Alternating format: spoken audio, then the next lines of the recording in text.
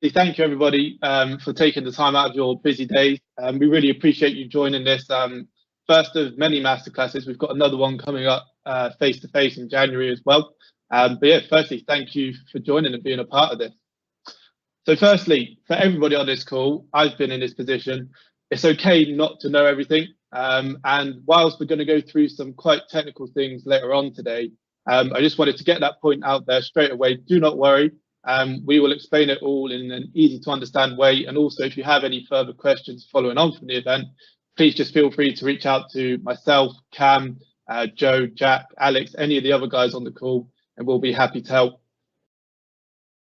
So firstly, for those that don't know who Digital NRG are, we're a team of nearly 40. We've got 22 based in the Bristol office. Then we have 14 account managers around the UK. And we also have a team over in India as well. We've got around 400 clients on the agency at the moment, covering a range of SEO, PPC, paid social, and web clients. We're also Google channel partners, which is the highest partnership you can get with Google. We're also Facebook marketing partners, and then we've also partnered with Yext in the first lockdown. Just to sort of shout about ourselves a little bit, we were shortlisted in the UK Digital Growth Awards for 2020 and also 2021. We were also there 2 weeks ago. Some of the guys on this call were up with all of us in London for the UK Search Awards. We've also been shortlisted for the UK Social Media Awards. And we're really pleased that we're not only getting shortlisted for these awards, but we're getting recognised with some of the biggest agencies in the UK. But no, enough about us. So today's session, who have you got on the call? You've got myself. So I'm the operations director here at Digital NRG. I've got over 7 years of experience in digital marketing. We've also then got Emily on the call. We've got Joe. We've also got Rob. We've got Alex. We've also got Jack Carey. And then we've also got Cameron Davidson, who's kindly put together today's session for everybody. Just to give you a brief overview of the talks that are going to be coming up, we've got Joe, who's the account service director here at Digital NRG. He's going to be talking about the digital landscape. Then we've got Jack Carey, who will be going over SEO. Does it work? Then we've got Emily, who will be talking about leads tomorrow, and Emily heads up the paid media team. Then we've got Rob, who's going to be going over power and presence of Facebook, and he heads up the paid social side of things. And then finally, we've got Alex, who's going to be talking about CRO, which stands for conversion rate optimization. And he's going to be speaking about convenience comes first. And Alex is one of the senior SEO executives and the CRO manager here at Digital NRG. Following on from that, Cameron is going to do, at the end of the session, we're going to be giving out the following prizes. So stick around for that. We've got a Google Nest Mini up for grabs. We've got £250 worth of Facebook advertising credit. We've also then got £250 worth of Google AdWords credit, a full Google Analytics audit worth £300, and then a full SEO audit worth £500. And just to reiterate, we'll be going through that right at the end of the session. So Cam's going to be taking down everybody that's come through and attended, and then we'll be sharing that later on. But no, again, thank you again for just taking time out of your day. Joe is up next, who's going to talk about the digital landscape. Brilliant. Thank you, Jack. No worries, Joe. Can you present?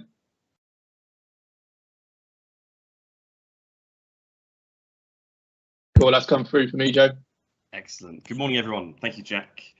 Some of you probably already know who I am. For those that don't, I am the Account Services Director. I essentially oversee client strategy at Digital NRG, and I connect your business plans and your marketing plans with digital channels, making sure you're getting the best out of your investment. Now, today I wanted to give you a bit of an oversight into the digital landscape pre and post COVID. The last 18 months have been difficult, and we've seen a significant shift in the digital landscape, and not least impacting the purchase and shopping behavior of consumers. Now, there's tens and thousands of businesses that have had the last 18 months to really refine their proposition and their business offering. There's more tools available online to help these businesses thrive in what is actually becoming a more competitive marketplace, and I'm sure the team will touch on this today. And these businesses are only getting stronger. Now, we know that when the first search is made by a consumer, it doesn't instantly lead to a conversion. It doesn't. The path to purchase isn't linear. It hasn't been for some time. We know that already. And here's a really great example of how single channel marketing is no longer as effective at getting that user to convert, because users go through multiple channels, multiple touch points across multiple devices, normally over multiple days as well, before they get to that final touch point. And I think this really highlights the importance of that digital journey, and to make sure your business is in the right position at the right time for when that user does make that decision. Here's a really, really good example of someone buying a dress online. They start their discovery with an ad on mobile. They then later in the day use their desktop device, whether they're at the office or they're at home, to have a look at different types of dresses. They then add a dress to cart on their tablet in the evening before going into store the next day to say, well, I'm going to try this one on and this one on. They then go back to do further research before finally deciding on the type of dress that they want, that ended up being a different color and a different brand to their very first discovery session on mobile before making the purchase. And like I said, this happens over multiple channels, over multiple days, before that final touch point leads to the purchase. But if it was my wife making this decision, there'd probably be a purchase at every touch point on this journey. Now, how does that actually impact shopping behavior today? Well, first and foremost, people do and have planned and reduced their store visits post-lockdown. This is actually a slide taken from our partners at Facebook last summer, where they analysed the effect of that first lockdown and how it's impacted buying behaviour. And lo and behold, 24% of UK consumers plan to spend less time in stores, 27% visit stores less frequently, and a combined 38% to spend less time or visit stores less combined. We know that's the case. We've all been doing it. We've all been shopping online, trying to book up that Tesco or that Asda slot and having to wait for our shopping longer than we normally would.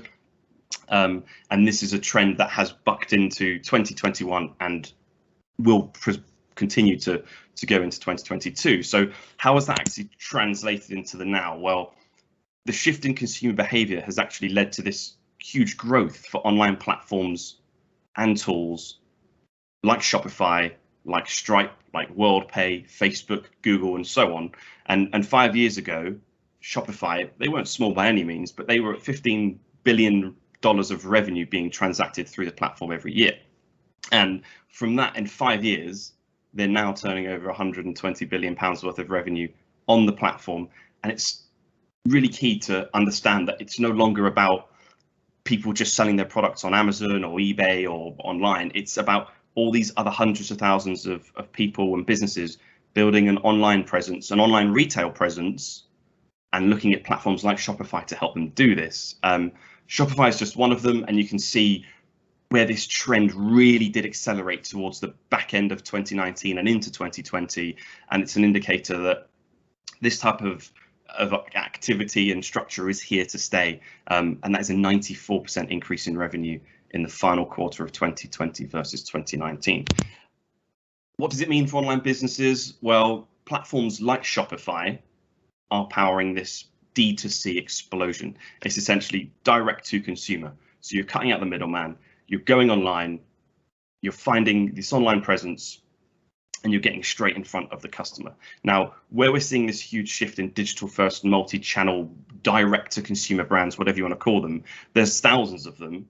They're online only, they're online first, and they've been able to create a successful business by leveraging these tools and these channels like Shopify, and they come away from that traditional bricks and mortar approach. Now, these brands are here to stay. An example here on the slide, you've got digital native brands in food. I think you'll probably be quite familiar with Huel for meal replacement, and they've essentially built a successful business online by leveraging these channels where they can find their customers.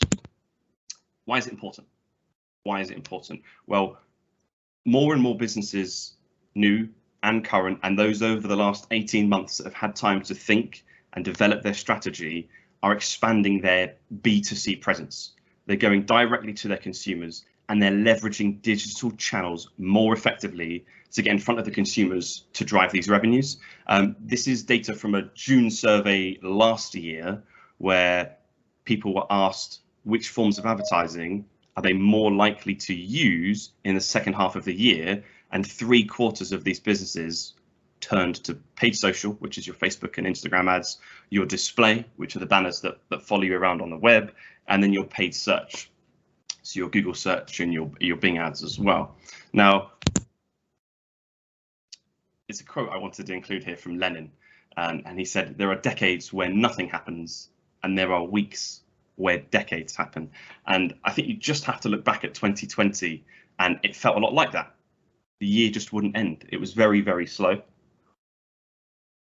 And this year, we've seemed to have the opposite. Where has 2021 gone?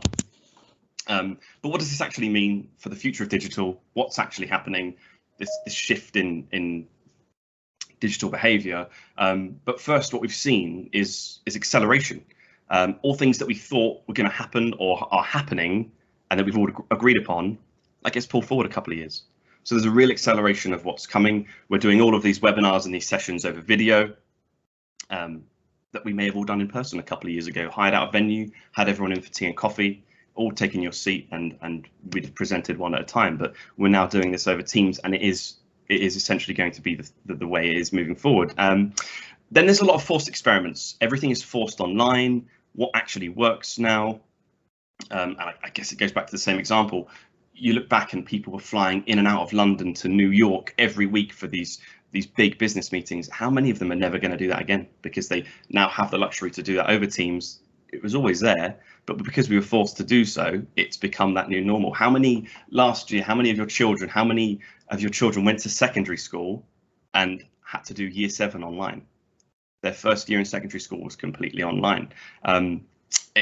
We've shifted how each and every one of us adapts to the online world. And then we have the market reset, where there's a lot of behaviors that weren't questioned in the past. These are now changing. There's a lot of habits being broken and new patterns being formed. But what does all this actually mean?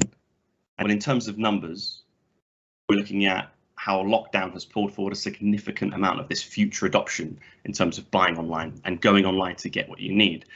There was an e-commerce spike during lockdown. Shops were closed. You could only buy online. But what happened after that? Where does it settle, and how further forward is online and internet versus where it was before the lockdown? In the UK, we started the year last year, 2020, with around 20% of internet sales making up total retail sales. This spiked during the first lockdown to nearly 33%. So a third of all sales were online. And then after that first lockdown, it spiked again to 36% to the second lockdown. So a bigger uptake. It's since settled at around 27% since the high street has opened. But looking back at what we discussed with Shopify and these other platforms, there is definitely a shift in that growth towards online retail sales and people going direct to reach their customers. And that leaves us with this big question of, is it the tools and the technology and how they fit around us? Or is it about how we as businesses now adapt to these new tools and technology to create new social dynamics and business models that suit exactly what people are looking for online? Looking at data, it shows e-commerce as one of the big trends that has accelerated throughout lockdown and post-lockdown. I'm sure the team will touch on this today.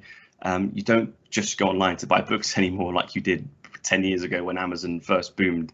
They did redefine our customer expectations back in the day, but we've seen so many new brands emerge that enable this activity using platforms like Shopify, like Stripe, WorldPay, Facebook and Google. And one of the big things that has really arisen in the last 6 months is that there's this shift in perception of online advertising. Is going D2C, B2C, going direct to your consumer, is that the same as renting out your shop, a retail space, an outlet, somewhere in a supermarket? Because with the rise of these online only businesses and changing this consumer behavior, it's definitely something that's more considered. And whether it's a complete or partial shift for certain businesses is unknown and continues to change. But that is the big question. Now, the team are going to give you a closer look at the digital landscape, what it means for specific channels. And on that note, I'm going to pass you over to my colleague and our very own SEO manager, Mr. Jack Carey.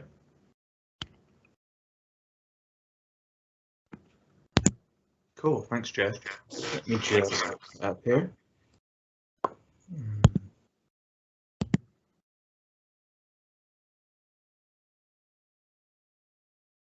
Okay, cool. All good, JC. That's come through. Cool, awesome. Hi guys, what I'm going to talk to you today about is SEO. Specifically, does SEO work? And then diving down into some reasons why, if you've already conducted SEO, you're already aware of what it does for you, why it might not be delivering for your business.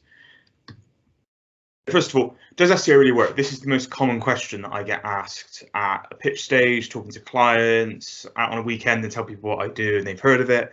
A lot of people think it's a bit of a scam. It is something that you're paying for what? You don't know what you're getting out of it.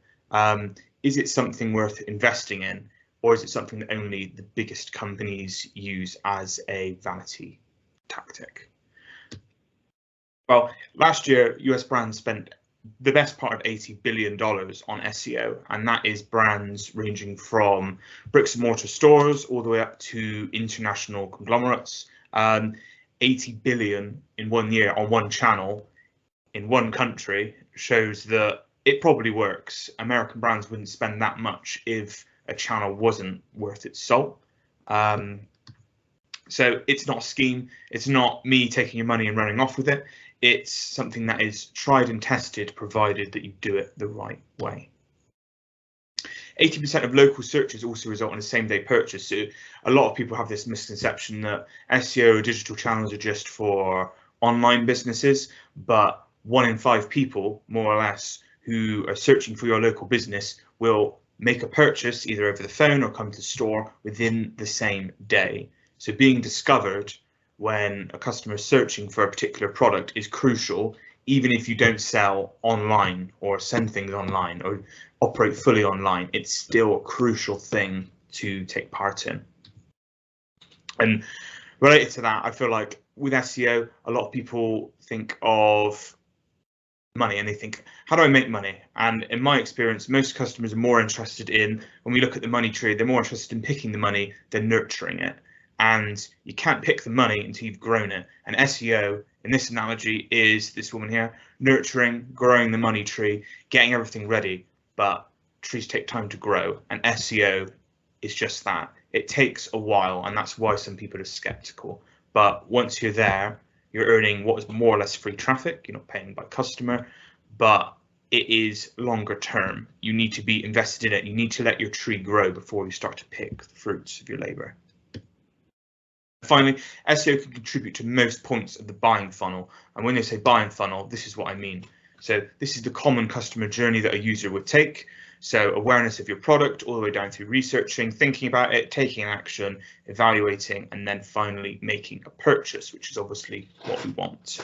Other channels all use this buying funnel in the same way. For example, PPC will get people right at the top of the funnel, or they can optimize for higher intent keywords that are based around, does a user want to convert?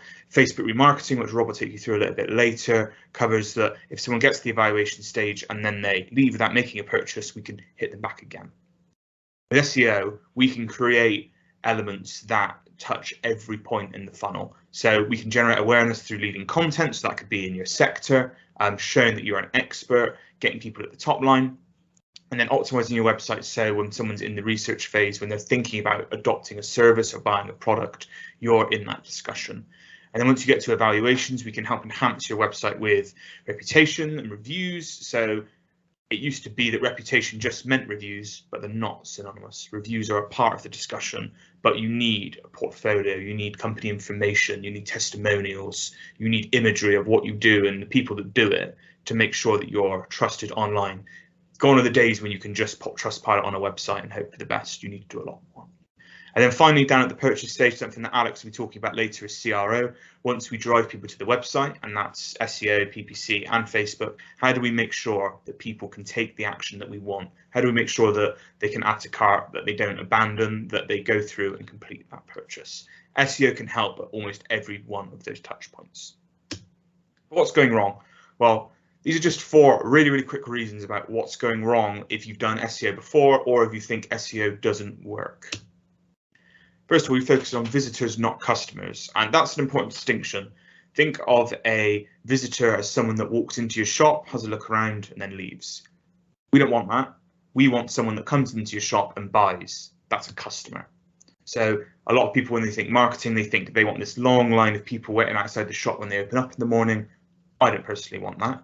What I want is someone ready to buy something. And the correct SEO strategy should focus on people buying things, not sending people through the door of your shop. And it's not a unique principle at all. When you walk through retail parks and things like that, when I'm shopping with my girlfriend on a weekend, you sometimes see some shops that are completely dead. And one of those is mattress stores. If you've ever walked past a mattress store or a furniture store, chances are there's less than 3 or 4 people in there. There's a load of salesmen stood around doing nothing. But why is that an effective business model to have a massive shop full of mattresses that no one's ever going to sit on?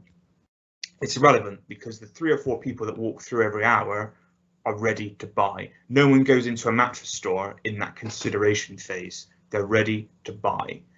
With SEO, what we want to focus on is that same thing: customers that are ready to buy, not visitors. Another thing people often do is covet rank 1. And what I mean with that is they stick their head in the sand and they say, all I want to do is rank number 1 for my local area, for my key term. That's all that matters to me. But there's a massive misconception around ranking first. That's not what SEO is. If you rank position 2, depending on the term, you'll get 20% of all traffic for that term. Ranking position 3, you'd get 15% of all the traffic for that term. You can imagine if there is 10,000 people searching for a particular keyword in a month, you don't need to be rank 1, you don't even need to be rank 2. You can still make the revenue by being in position 3. And a key example of this, not one of our clients, but if I'm looking for asbestos removal in Swansea, and say, for example, this is my client, he could come back and say, I'm only ranked 3 for asbestos removal Swansea. That's not good enough. I'm going to cancel. I'm not happy. But when you take a look at the results, he is the top ranking asbestos survey man in Swansea. The top 2 results are both government related, around the legislation about collections and dealing with asbestos in your home. If someone searches this with the intent to get asbestos removed in a building or a commercial environment, then they are essentially ranked number 1. So ranking number 1 doesn't matter, because they're effectively already in there by ranking number 3. Point 3, using assumptions, not data. And this is a really common thing that I find with local business owners. They're doing the day in, the day out. They see their customers, they interact with their customers. That's great, because it means you're grounded, but it also means that sometimes you can make assumptions. If you think your customers only search for one term or one area, then you're wrong. We use data, and that's what a good SEO would do, to say, this is what people are searching. This is how many people are searching a month. This is how often it converts, which Emily can help you with, because we can look at the PPC values. The more money someone's willing to pay for PPC to rank highly for a term, the more valuable it is for me. So we can target terms that have a higher intent to purchase versus a lower intent to purchase. By backing it up with data without making assumptions, you can really make the difference. And key example for this, 2 examples: boiler repair near me, just searched in Swansea, versus boiler repair in Swansea. They mean the same thing, and a client could say to me, well, actually this is the one for me, this is the one that I want to rank really well for. But in actual fact, boiler repair near me has double the search and 5 times the cost per click. But without the data, you don't know the difference between these 2 terms, and you could focus months and months of effort on the wrong term, and you're not getting as much return on investment for that. But only with the data can you truly know the value. And finally, ignoring the opportunities. And this is a really key one, and one something that SEO can help with massively. So if you're ignoring your opportunities with your business, then you're saying no to money, essentially. What makes you money now is not what's going to make you money in a year's time. We can help find gaps in the market where there is high demand and low competition. We do this really well within the insurance sector. So we can help branch out the niches. It could be a product that you sell, it could be a brand that you sell, it could be a particular type of product. We can tell you if it's worthwhile to start buying that product in and sell it, because if you do, the opportunity will be a lot more lucrative. Case in point, we work with an insurance broker. His primary client is this guy. It's a stuffy commercial portfolio holding landlord. He's got a suite of flats and properties across the UK. He needs commercial landlord insurance. That was 90% of this client's business, and that was all he wanted. But we looked at the data, We found a gap in the market for him. And what we changed it to was from this man being his only target audience to this man being his target audience.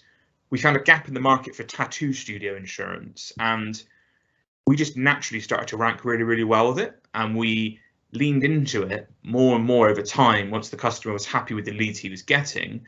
And now he's gone from one customer type to two, purely based on the data and the opportunity. And because he was open to that, he's converting that business. As soon as he realized these leads are worthwhile, a tattoo shop owner doesn't want to be searching around for days looking for the right insurance. He comes to you once, and then once you've got his policy, you're likely to convert. So really, really brief summary, guys. What's going wrong? If you're focusing on visitors, not customers, then you're not thinking about the bigger picture. If you're coveting rank 1, then you're not understanding what the true value of your customers is. Rank 1 isn't everything. Use data to back everything up rather than the assumptions. If you think your customer search is this, then have a look at the data. It's all pretty open source. You don't even need an SEO to look at search volumes. There are thousands of free tools out there that can tell you what your customers are searching for. And don't ignore the new opportunities. That could be brands, it could be products, it could even be USPs that other businesses have. If you see an opportunity, then don't be stubborn. You need to be dynamic. That is the biggest thing with digital. It's changing with the times. If you don't adapt, then you die. Okay, cool. And that's me. Thank you very much, guys. I'll share the slides after, but thank you very much.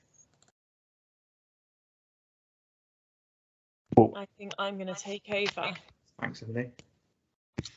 No worries. Rightio. Does everyone see my screen? Yeah, all good, Emily. All good. Brill. Okay.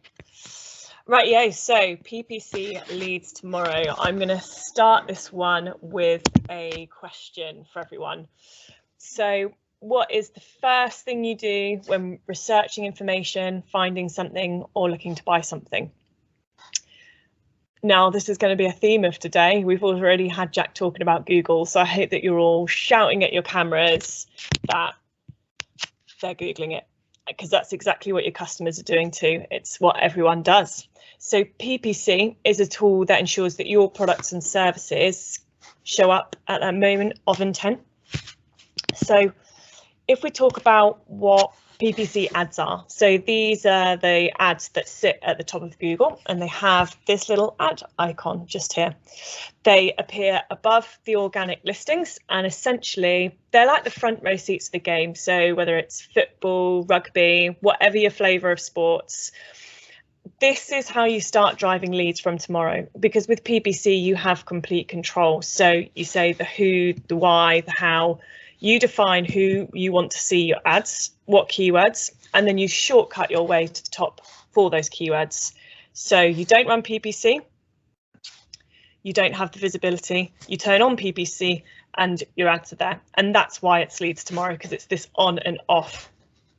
So I kind of referenced football earlier, and my favourite analogy is that SEO gets you a ticket to the Google game, but PPC will get you the front row seats. So like football tickets for the front row, they come at a price. So everyone ever think about why you might want to sit at the front row seats of whatever your flavour of sport, football, rugby, etc. What you do is you look at the price of those tickets, and then you look at what you're going to get out of it. You get a better view. And you weigh those up, you consider them, and then you realise that you're going to get, if you buy those tickets, a return on investment. And that's exactly what PPC, no, I'm going to rephrase that. That's exactly what digital strategy is all about. It's all about finding return on investment online. So PPC, welcome to my world, everyone. I've just shown you through what paid search ads are, but there's so much more to it than paid search. We have remarketing, which is when you only show ads to people that have interacted with your business before. Everything that we do on Google, we can also replicate on the Microsoft network for Microsoft ads. We have display remarketing. So Joe referenced these earlier. Display remarketing, for example, is, you know, when you look at a pair of shoes online and then it follows you everywhere, that's display remarketing.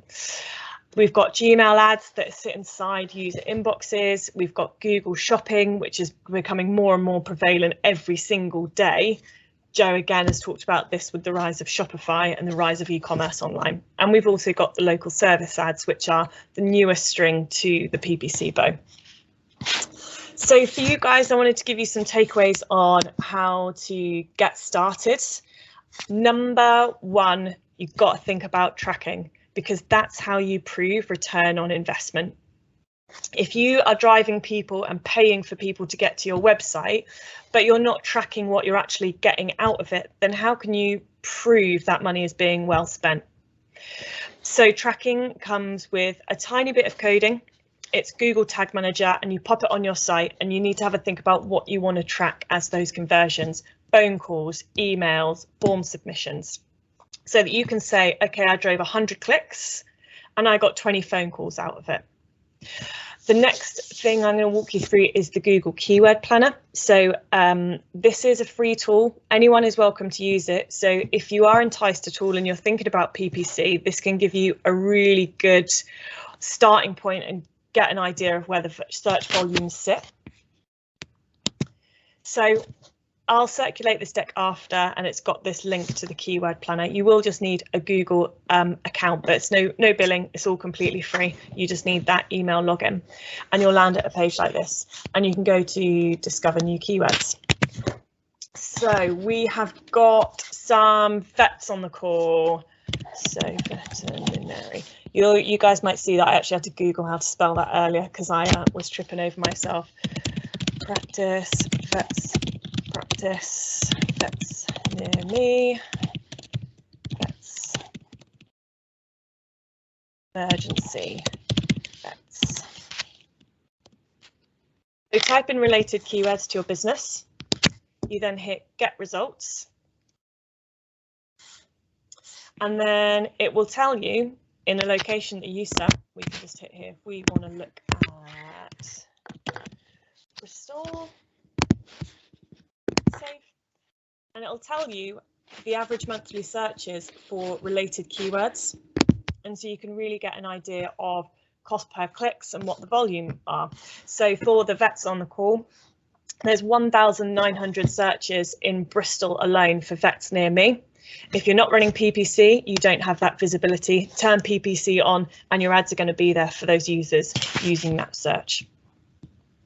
So once you've decided on your keywords, you then come away and you do a campaign build. So that's where you have your keywords. You say what your ad copy is for when those keywords are typed in. What's your ad copy going to say? Now, this is when we start to talk about strategy. And I'm just going to move on to my next slide, because different customers using different keywords will have different motivations. So emergency vet, your ad copy needs to be different to what it is vets near me. Emergency vet is very high intent. You know exactly what they're looking for, and your ad copy needs to have an immediate motivation behind it. So when we talk about the strategy, and we're going to go through this sales funnel. So the sales funnel shows each stage a user goes through for every purchase decision.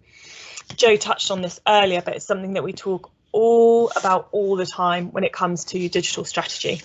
So the best example I use is when you're buying a house, because it's really easy to see the step-by-step process, whether you're looking to rent, buy, whatever. It's a considered purchase. So when you're looking at buying a house, you're going to start researching. You're going to start looking at lots of different houses online. You're going to start building your list of priorities, whether that's going to be having more space, having a garden, maybe you want to move locations, and that's your consideration. You then go to take action, and that's booking a handful of viewings. And then you evaluate all of the viewings you've had, and you decide which you're going to put an offer in and hopefully purchase. So you can begin to get this real step by step, and it's the same for all products. It just might, some are smaller, some are larger. And you'll see here that I've written 3 keywords alongside: reach, engage, convert. And those are 3 keywords that we're going to talk about a little bit further. So your sales funnel has got to reach customers in order to be able to engage with them, in order to be able to convert. You can't convert any customers if you're never reaching them in the first place. You're not going to convert any customers if you're not engaging with them. So reach, engage, convert. So when you leave today, have a think about any digital that you're doing or any offline that you're doing. How are you reaching customers? How are you then engaging with them? And how are you then converting them? So investing in PPC, it's not only about your Google Ads strategy, you need to think about your digital strategy. So you might be using PPC to reach users, but life happens, people fall away, they might not be ready to convert. So then you can use Facebook remarketing to re-engage with them and convert them. And Rod's going to come on to that later. So bad news, I'm afraid, for anyone who is already running PPC or thinking about PPC, is that the industry is getting more and more competitive. So cost per clicks are defined by the level of competition. And I've just picked out a couple from the last 2 years that show the cost per click increase. The more people that invest in PPC, the more businesses, the more expensive it is to compete.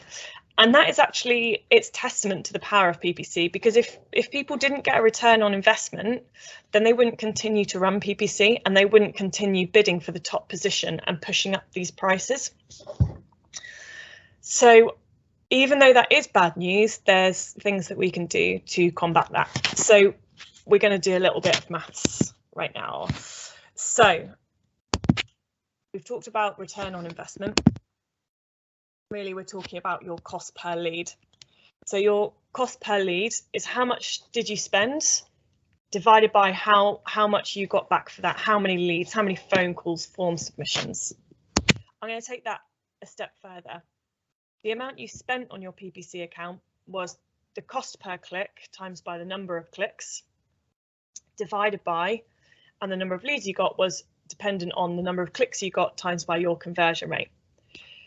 So if your cost per click is going up when you're running PPC over time as it gets more and more competitive, you have to do something else to make sure your cost per lead stays the same, your profitable cost per lead. That means your conversion rates have got to go up too. And then, so nobody panic. PPC is getting more expensive, but we just need to be more competitive and clever with the budget that we are spending. So if your reach is getting more expensive, then how you convert has got to get better. So Rob is going to talk later about how you can improve conversion rates with a remarketing strategy on Facebook. So if you've reached someone on PPC, how do you improve conversion rates for that user by re-engaging them and converting them on remarketing? And Alex next up is going to talk about website conversion rates. So just to give Al a bit of an intro, this was a real estate agent that we were working with, and when they came to us, they were running PPC and they were running PPC to this landing page. So this, you can imagine as well, this is on desktop, so this on mobile would have been scroll, scroll, scroll, no call to actions, a very unenticing page, but they were actually paying £3, £4 every time someone clicked to get them to this page. And that broke my heart, especially when I found this advertiser that were paying the same cost per clicks. So they're both bidding on the same keywords, same cost per click, but one of them is landing here. And as you guys will guess, this advertiser was getting a lot more out of it because their conversion rates were a lot higher. It's really engaging, it's eye-catching, you've got a clear call to action, you've got a form above the fold, info is really clearly displayed. So you can see that this is why when we talk about PPC, you've got to do it right, but you've also got to have the right tools in follow-up to make sure your conversion rates are at their healthiest to get the best return on investment. So I'm going to finish with that and hand over to Alex Lee.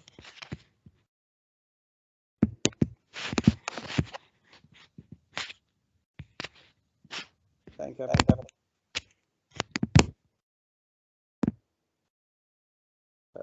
you guys see my screen?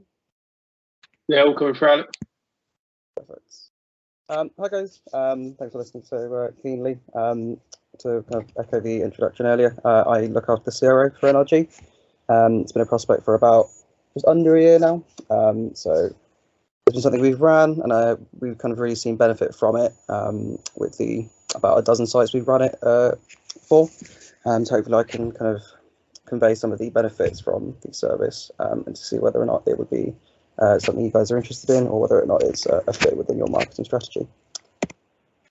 So what do we mean when we say convenience comes first? For that, we need to take a look at the way consumers are interacting with not only websites, but e-commerce, whether it's lead generation or kind of quote forms or something. We need to see how they're interacting with websites as a whole. The study shows that over 75% of people are shopping at least once a month online. I'm sure the statistic is much higher when you take a look at people who are shopping several times online. This demonstrates the kind of trend that convenience is becoming increasingly important for consumers. You take a look at any sort of business or sector that has boomed in the past year, from 2020 to 2021, whether it's through pandemics or lockdowns. Any sector that has boomed has appealed to this sort of demand of convenience. You look at people like, or companies like Kazoo, they've shown huge growth, and 10 years ago, you would never have thought that a company like Kazoo would have kind of blossomed. Companies like Deliveroo as well. That in itself is a business model based on convenience. So it's this sort of crave for convenience, which breaks down into CRO and the way that smaller companies or websites can take forward to improve conversion rates, not only on the site, but in every aspect. So what is CRO, for those that aren't familiar with it? Itself is a process that raises the conversion rate of your website.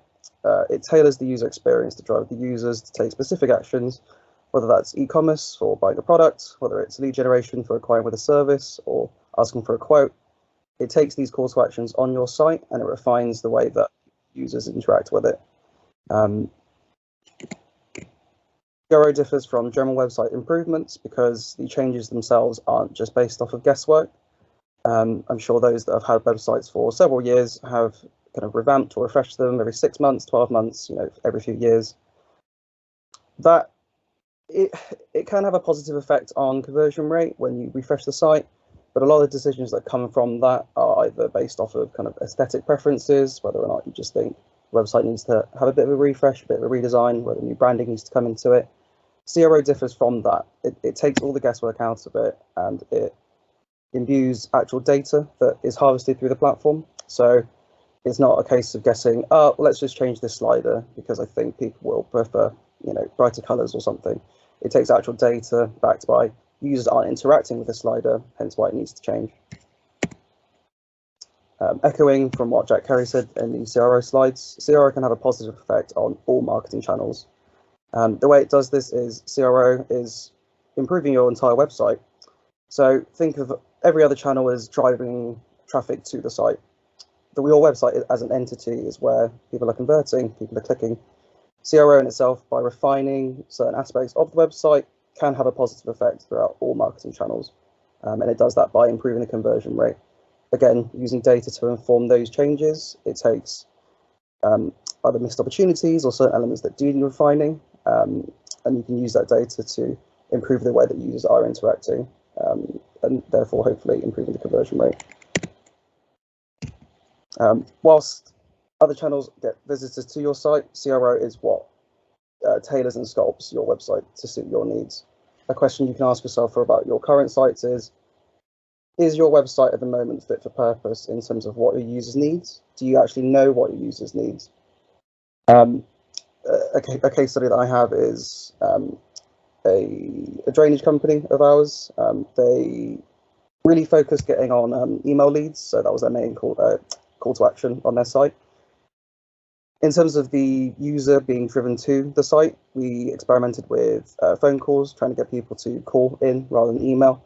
Because you think drainage companies, plumbing companies, that sort of thing kind of needs that quick kind of return time. We experimented with that and we saw a huge growth in conversion rate. whereas the previous focus was on emails. A straight up change in terms of what course of actions they're actually pushing caused a huge effect, and the results on that we'll show a little bit later on. So I've said process quite a lot in terms of what CRO is, but what is the actual process? How does it break down? If you were to inquire, what do we actually do? The CRO in itself harvests data where something like analytics can't harvest or obtain.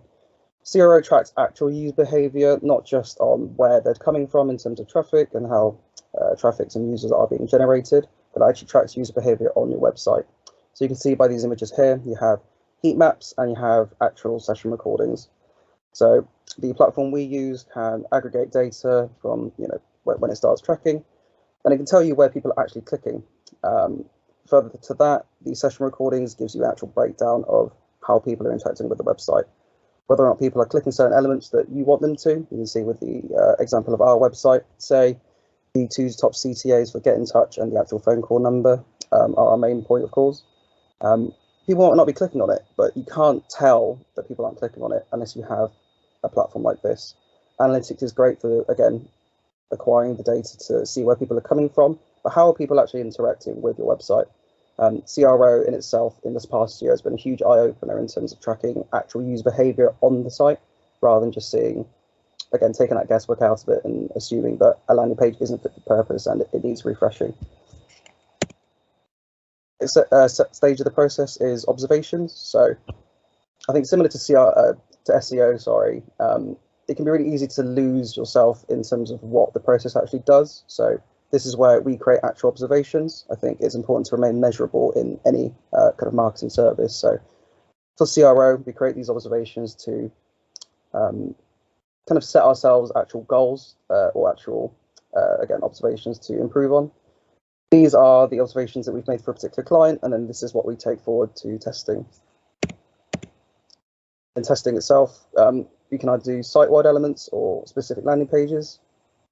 This gives us kind of the power to test whether or not an actual site is performing, whether or not it's a kind of a header or footer change or a global change across the site, or whether or not it's a specific landing page that either PPC or SEO is driving traffic towards. Here are some of the results that we've had over the past kind of 12 months. This is the drainage company that we spoke about prior.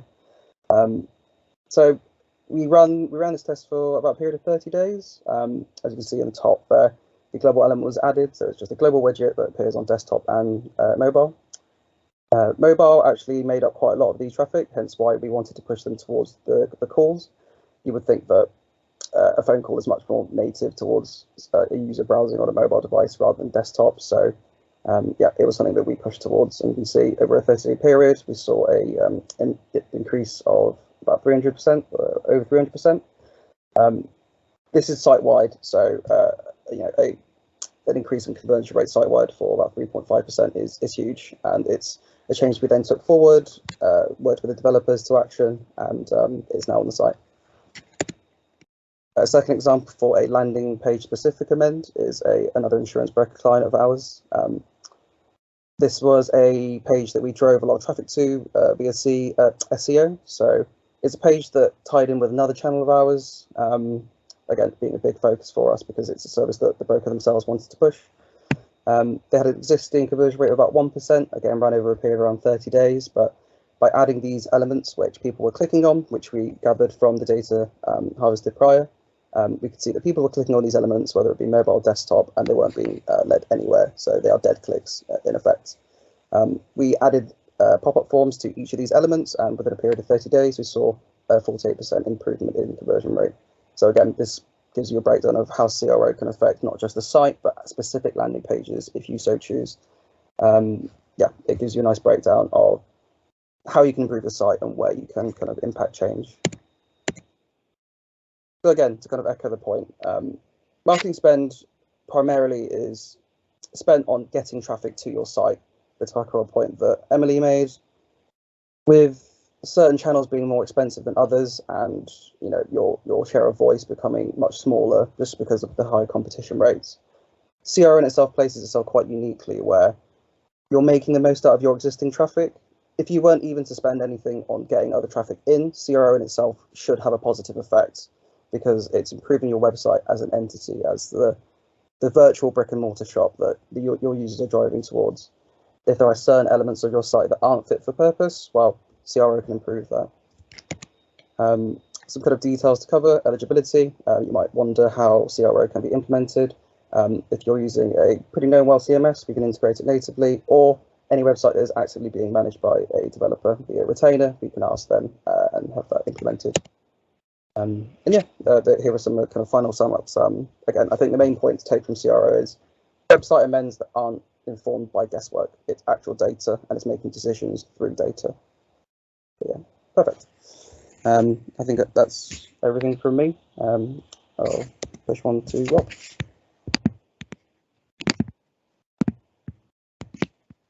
Hi there, guys. Just going to share my screen for you all. Can everybody see that? Oh, I don't want to do that. Why is it not letting me present? There we go. Can everyone see the screen? All good, Rob? All good. Lovely stuff. Right, okay, so yeah, I'm Rob. I look after the paid social side of it, all our Facebook activity here at Digital NRG.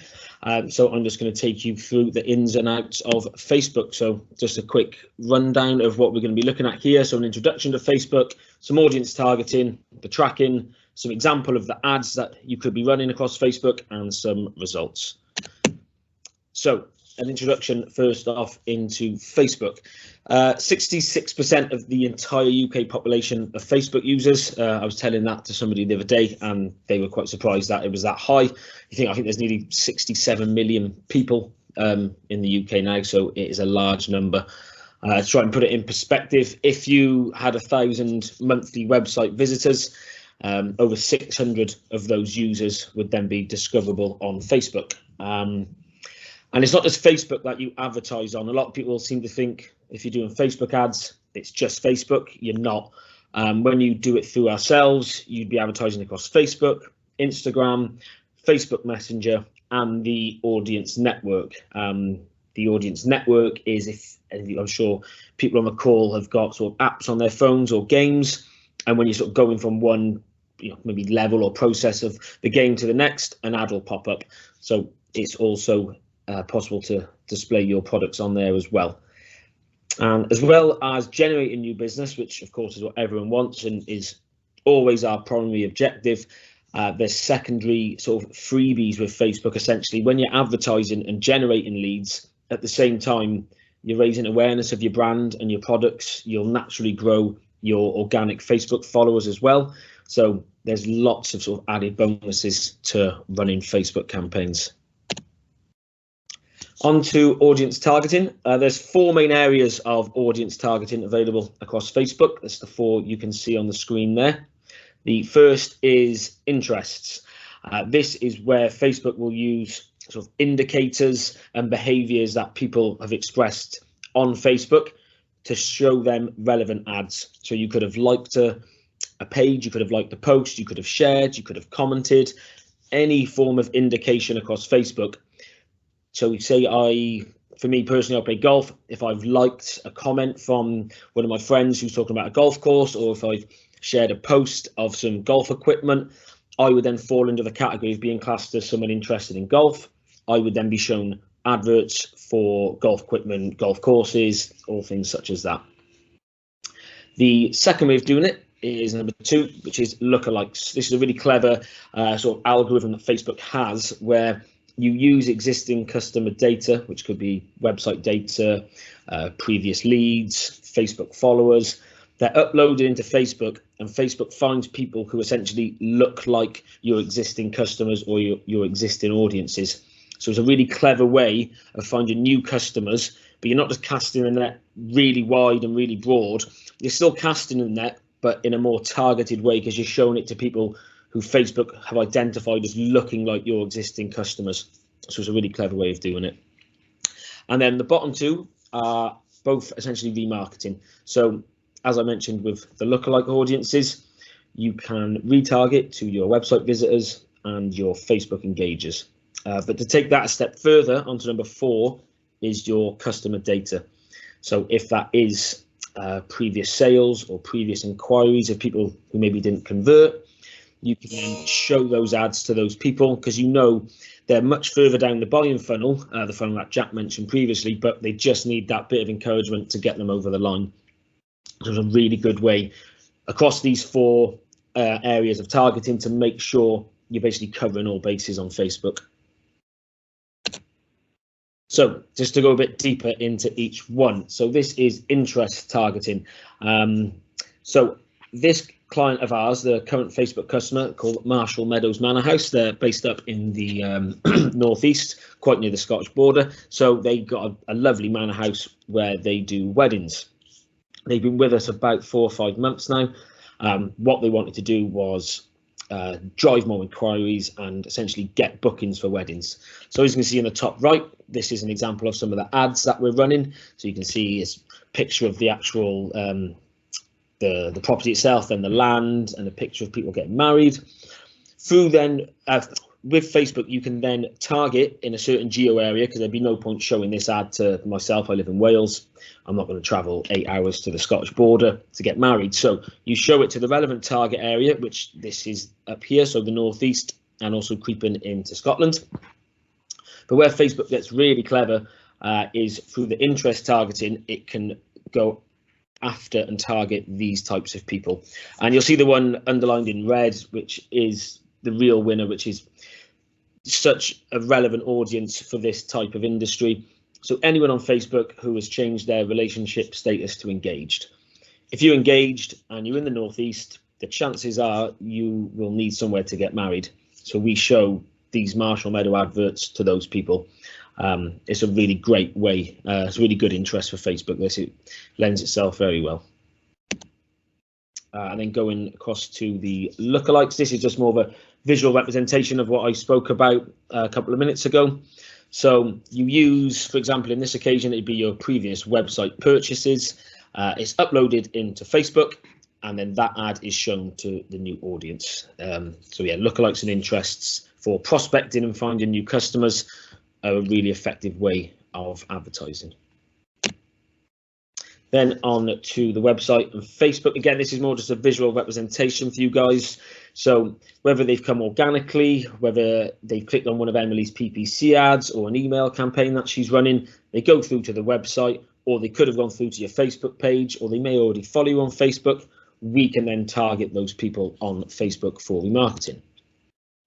But you want to go a step further than that. Say you don't just want to show an ad to someone who's visited your website. So you may have lots of different areas of your website for different products, different services. An example of that is a client you can see on the right here. They are Excelsior Vehicle Management, so they do car finance, PCP, HP deals for customers. So they've got maybe 30, 40 different models on the website. It'd be pointless us showing this ad of the Volvo XC60 to all website visitors, because it's not going to be relevant. So what you can do then through Facebook is drill down into the website visitors, and we set it up so any website visitors who have gone to the Volvo page in the last 90 days, they will then see this ad for the Volvo XC60. And because it's remarketing, you can be a bit more forceful, a bit more personal. So you can say, are you still searching for your new Volvo XC60? It just makes it more relevant to the user, and it'll just improve the customer journey. And then if you want to go a step further again, and you're getting past your website data, you're using your existing customer data. So as I mentioned at the start, it could be previous purchases, sort of inquiries that didn't convert. So this is an example of the type of data we can have. So there's car renewals, van renewals, recent customers, prospects, recently quoted. It's just utilizing all the customer data that you have. And the example on the right hand side here, again, is for Excelsior, but this was tapping into this top audience here, so car renewals. So this was all customers that they have on file who after a 2-year period knew that their renewal was due. It was time for their new car. The PCP deal had then lapsed or was coming to an end. They need a new deal. So we, as you can see in the copy, set the ads up for, again, it's personal, it's speaking to them, time for your new vehicle. It resonates, people then click through, they can then find their new car, and then the cycle starts again. And all of this is achieved through the Facebook Pixel. Some of you may already have it on your website. I think I saw a couple of the guys in the chat who we've worked with or currently do work with, so they'll know what the Facebook Pixel is. It's something I can easily set up for you guys. If anyone wants to chat about it after, just, I'm sure there'll be a Q&A at the end, or you can drop me an email. It's easy to set up, and basically what that allows you to do is start to grow your audience from all your website visitors. So when you do decide to do the Facebook remarketing or prospecting, that pixel is there, it's ready, you've got an audience to go after. And on tracking and how we sort of use and leverage customer data, this is just an example of how we use Google Analytics on Facebook. So for this particular client, it was for a car finance company based in South Wales. We were trying to basically ascertain where did the bulk of their customers come from in South Wales. And as you can see from here, of the nearly 5,000 users, over 1,500 of them were based in Cardiff. And then it gets lower and lower as you get into the other parts of South Wales. So that just allows us to focus our campaigns and our spend in the best possible places. So obviously we'd start with Cardiff because that is where the majority of their site visitors are coming from. So these are just an example of a couple of ads. These are static ads and carousels that you can run on Facebook.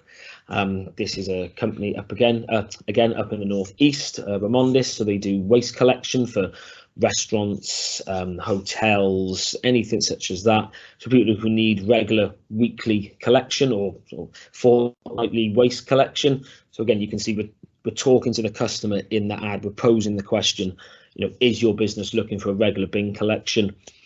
And then on the right hand side, this is one of our appliance retailers, Appliance World. This is a carousel where we can show the actual product that customers have visited on the website. So it's even more personal. So if this ad was shown to me, it would be because I've been on the Appliance World website and I would have viewed this Neff cooker. So then we can then show that ad back to the user and get them back to the website, and they will click straight through to the exact product that they were previously looking at. So it just improves that customer journey and increases their chances of purchasing a product.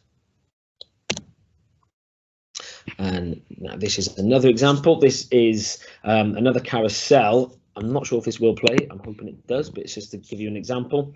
So this is Capital UPVC in South Wales. So they do a wide range of sort of home improvements, whether it's windows, doors, conservatories, bifold doors. So with this carousel, users are just able to scroll across on their phone or on their desktop, and they can see the range of services that Capital UPVC offer. And then again, like with the Appliance World, if they want composite doors, if they click that carousel slide, they'll go through to the composite doors page on the website, and from there they can inquire about the product.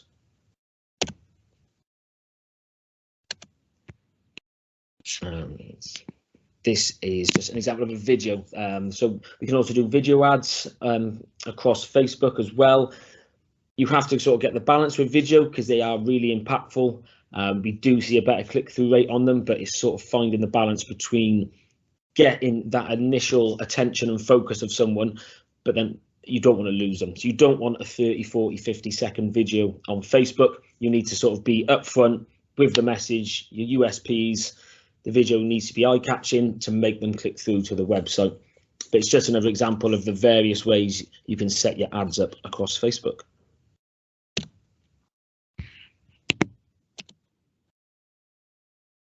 And these are just some results from an existing Facebook campaign we've got running for the Golf Factory. So they buy and sell new and used golf clubs. So they joined us, I think it was just about the turn of the year. So coming up a year, they've been with us. And since going live, they've had just shy of 37,000 people click through to the website from their Facebook ads, which is a phenomenal amount of people. And from those people, we've had over 250 website purchases, which have come directly through Facebook. And the total purchase value of golf clubs, golf balls, golf trolleys, whatever it may be they've purchased is just shy of £40,000. And their return on ad spend is times 10, which is absolutely superb results, and it's just an example of what Facebook can do for you. Just to go straight back to the actual start of the slides where I mentioned how sort of Facebook will predominantly, it'll get you the leads, it'll get you the inquiries, but there's also the secondary metrics that Facebook offers you whilst you're running ads, and this is a prime example of it. So Marshall Meadows, again, the hotel venue up in the northeast. So these are more organic sort of metrics, and this is looking at the last 30 days whilst we've been running their ads, and this is just to show how Facebook ads will actually boost to other areas organically. So page views are up, page likes are up, the post reach is up, post engagement, everything is up. These are all metrics that essentially you're not paying for. You're paying for the Facebook advertising, but these are all just sort of add-ons really, which you get from having that presence across Facebook. And just some key takeaways just to wrap up. So the Facebook pixel, it's very important, as you can see, just to build that audience, get the insights, know who you're going after, and make your ads relevant, which is the next point.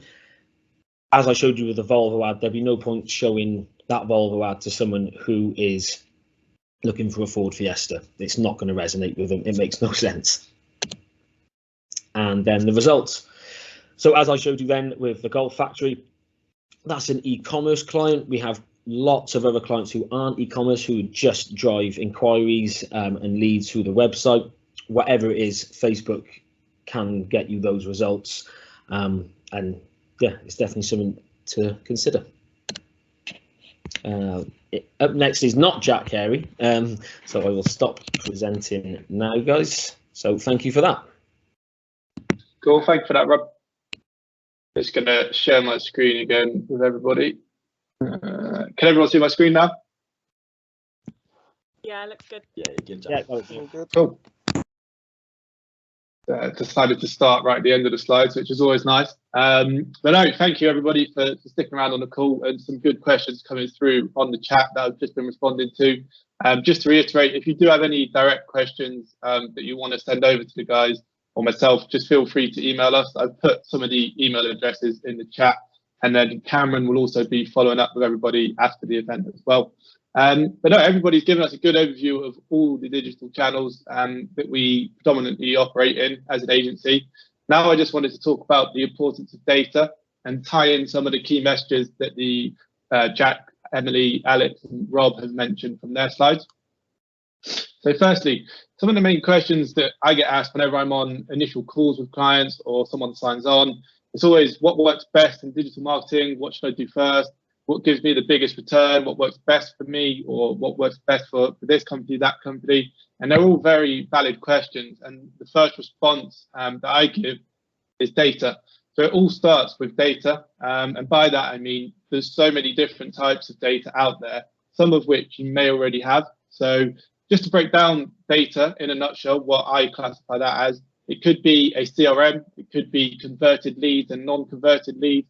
It could be client databases, email databases, any sales data you've got, any customer satisfaction surveys, mobile phone numbers, Facebook audiences, social followers, and then even old school. Have you got a black book with just client numbers, contact details? The data is there, and you'd be surprised. I imagine everybody on this call has at least one or two of these bullet points. But then it's taking it a step further and making sure that that data you have is being used in the best possible way for your business. So when you transfer that data and think about it from a digital point of view, some of the guys have showed some of these tools, but these are just some tools for you to go away and research. You can settle these up. Most of these are free. So all of these slides are more about free advice and guidance for you guys. So Google Analytics is the first one, Google Tag Manager. You then have Google 360, but that is a paid product. Then you can record call data. The Facebook audiences that Rob just showed us, whilst that is paid, setting up a Facebook pixel is completely free. Email platforms, so MailChimp, Digital, any email marketing platforms that you may use or invest in. Google AdWords, as Emily mentioned, you can sign up for free and get access to the keyword data. LinkedIn data again. And point being, there's a lot of data out there, not only from a traditional sense in terms of where you're recording your leads, but also in a digital sense.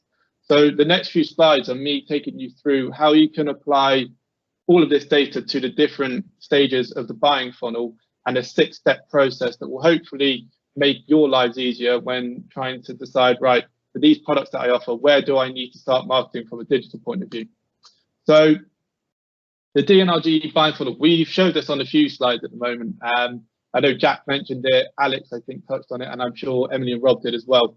But the buying funnel is quite simple. You've got your awareness at the top, your research, consideration, action, and driving people through to the purchase.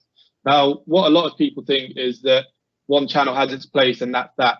But actually, when you think about all different channels from a digital point of view, they all have their place at different stages of the buying funnel, but then also need to be used in tandem with, for instance, SEO, then also needs paid social and paid search. But then it also comes down to which product are you looking at. So the first step is segment your products and services into unique propositions. So if we go with, let's say, a dentist in Bristol, they may offer Invisalign, they may offer emergency treatments, they may offer braces. If you take Invisalign and emergency appointments as 2 separate products, the buying cycle for that is completely different. If I've just chipped my tooth and I need to see someone straight away, chances are I'm not going to go and watch a YouTube video on, I don't know, our top 10 products. We're not going to go through and do any research. We're going to go through straight away and I'm just going to call. Whereas if you look at Invisalign and products like that, I would actually spend time looking at different branches in the area, maybe competitors, have a look at reviews of how Invisalign works. So segmenting your products and making sure that you have an idea for what that potential buying cycle is for each product is key. So that follows on nicely to step 2. So we'll share the slides around with everyone. But advice I give to clients is print out the buying funnel or put it digitally somewhere and just start to map out for your product. What do you think that buying funnel looks like? Step 3, just some demographics. Go through and decide who is your ideal customer, what's their gender, their age, wealth, target audience, geolocations. And if we stick with that dentist example, someone who in the Bristol area is maybe looking for Invisalign, you'd be looking at young professionals, somebody who perhaps lives in more affluent areas, so maybe targeting Clifton or somewhere to begin with, maybe someone who's a uni graduate so that you could see they've been to university, they're now in their career, they've got a bit more disposable income and they're more ready, geared towards Invisalign and might be looking to do that. Whereas the emergency side of things, you would cast your net out a lot wider because anyone could chip their tooth at any time of the day. Moving on to step 4. So this is where all of the talks that we've had this morning start to resonate and all come together. So assess the digital solutions available and what could you use with the data to support it. So by that, I mean SEO. Jack mentioned it at the start of his. SEO is very much driven towards the awareness and research stage, so it could be very good for the Invisalign angle for the dentist example we're on about. But then if you think about the emergency dentist, PPC, paid social, to drive leads pretty much instantly could be what you're looking for. And just to reiterate the examples that we've been over, so you've got your PPC, so target competitors or similar products quickly. Facebook, you could use your CRM data or any email lists that you may have, upload that into Facebook, and then it will start to match those email addresses with Facebook accounts. And then you could take that a step further as well and create what's called lookalike audiences from those email addresses. So you've essentially got, here's my converted customers, I'll upload those into Facebook. Then I could see, right, what common traits do they have? Then we have a lookalike audience that tries to find similar people that are not already in your list to then target on Facebook. Then you've also got email marketing, SEO, and also, as Alex touched upon, with conversion rate optimization, web, making sure that your landing pages are tweaked, make sure you're running A and B tests, changing copy for certain traffic sources, but then also analyzing how people are using your site, how are they coming to the site, what's their user journey like once on site. And if we look at step 5, that's where this comes into play. Set up your tracking. This arguably could be step 1, but going through and making sure you have Google Analytics set up, you've got your Facebook Pixel on site, you've got Google Tag Manager on site, you're tracking your form submissions, you're tracking your click to call buttons. It just means that when you start or continue to ramp up your digital activity, you're able to report on how well it's doing. And as Rob mentioned a second ago, what's your return on ad spend? For every £1 I'm putting in, how much am I getting back? And if we look at the details, by that, Google Analytics, goals and conversions, Facebook pixels, I've been through most of those, but the point is to make sure that you have all of that set up before you start doing any digital campaigns. And that is the first task that we do. As soon as we onboard a client, tracking is the first thing that we look at. And then step 6, this is where you need to review and see what's worked, what hasn't, and make some learnings from it. So on the right-hand side, you can see just an extract from our Google Data Studio report. So this is how we report to all customers inside the agency, whether that's SEO, PPC, paid social. You receive a very similar report. It shows you how well you performed year on year, month on month. And then this is an SEO report as an example. For this client, they had 640 organic sessions, which then led to 157 organic calls. And just to reiterate, we only track hard conversions from an SEO point of view. So this is where we can see that's working well, but that is a very sort of binary way of looking at things. Let's go through and see how are people actually using the site and get the most use out of that 640 organic sessions. So that's when you start to look at behavior flows and user journeys. If you could see out of the 100% of people that came to the homepage, 82% then went on to category, 64% then went on to product. But then when we get to this add to cart stage, quite a lot of people are bouncing. So you would then go and look at, right, what is that? What's causing the issue? Is there a problem with the page? Is it not loading properly? Are they able to not check out? And while that is a very much an e-commerce example, the same applies for service-based clients as well. And that's where we start to look at heat maps. So how are people using your website? Are they coming through to, I don't know, the landing page for Invisalign, and they're looking for a get in touch button, they're clicking around, and you can start to see that they're just scrolling, but they're not actually going any further. So we would then look to add different CTAs. We would change the layout of the site just to make it easier so that when someone lands on that Invisalign page, they know where they're supposed to go next. Following on from that, I think just the point I wanted to end on, again, I'll share all those slides around for the 6-step process, but the data you need, you probably already have. As I mentioned, you'll have email marketing list, you'll have customer data, but it's about using the data that you've got in an effective way and in a digital marketing capacity, and knowing which channel works best for you at the right stage. And from me, I just wanted to say thank you again to everybody who spoke on this call and everybody who's put time into making this event a success. We welcome any questions in a moment, but for the time being, I think Cameron's just going to do the prize draw. So Cameron, if you just want to start sharing your screen, then we could go through that. Cool, I will share it now.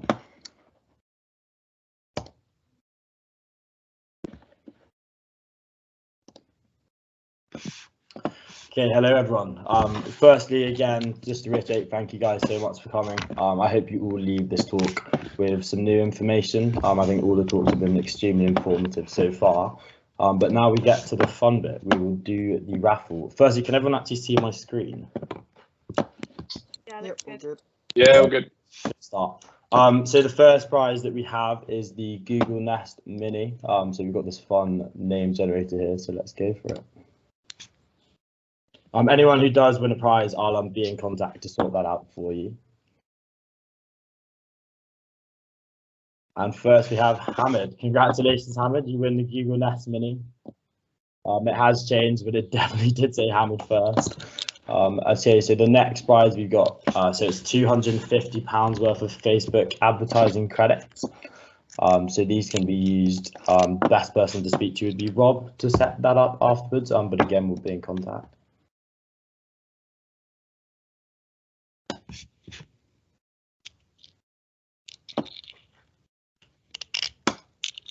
Congratulations, Adam. You've won your Facebook credits. Next, we've got the £250 worth of Google AdWords credits, and that prize will go to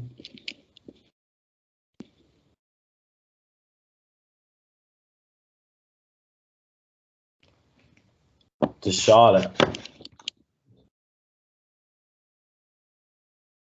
Okay, now we've got the full Google Analytics audit worth £300. This would be a really useful prize for any business who really wants to see kind of how they're performing and where the best places to make some improvements are.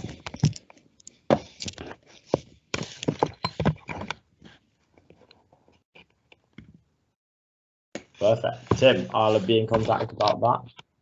And the final prize that we have is the full SEO audit worth £500.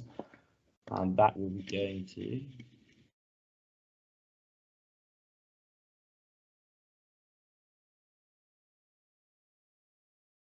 And that goes to Ed. Perfect. I mean, I guess from us at this point, did anyone have any questions that they wanted to ask whilst they're on the chat? If you have a longer question, I can take you off mute if you wanted to ask anyone. If not, if you get in contact, I'll send around all the relevant emails as well.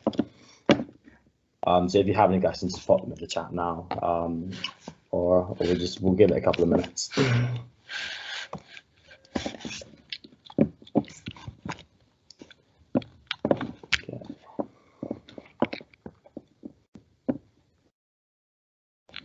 And also for anyone who does, want a video recording, I'll send it round to anyone that needs it. It should have recorded everything that happened, so we should have all the information now. But if no one has, okay, so we got a question from Tim. Emily, you still here? Yep. Cool. Question. Oh, Tim, you put a cat amongst the pigeons here. So really it depends on the keywords. So it will differ between, we've used a lot the example of emergency dentist versus Invisalign.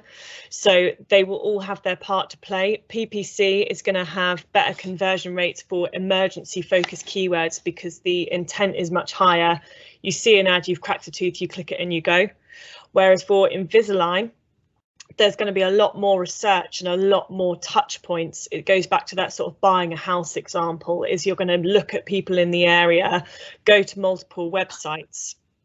So it's all about, rather than is PPC better than SEO, looking at what your objectives are, who you're trying to target, and then think about which touch points you need along the way. Will PPC suffice?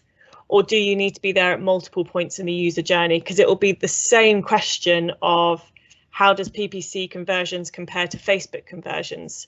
Well, it really is dependent on what you're trying to do. So if, Tim, you want to drop me an email after, or I can give you a call, then we can just have a chat about your business, have a chat about what keywords, who your audience is, and then I'll be able to give you more of a direct answer on whether PPC or SEO is the one that you need to focus on.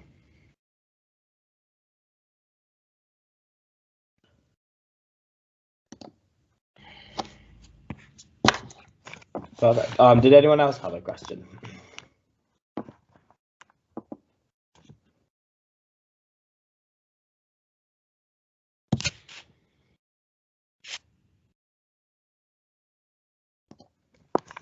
Okay. Well, in that case, thank you everyone so much for coming, and thank you to all of our speakers today. You've all done a great job. Again, any questions, you'll see the emails addresses on the chat, and I'll send you all around an email to follow up anyway. But yeah, I appreciate it. It's a busy time of year, so thank you everyone for making the effort to come, and have a great day. Bye. Have a lovely day, everyone. Cheers, Cam. Bye. Thank you. That's nice. Take care. Thank you all. Cheers.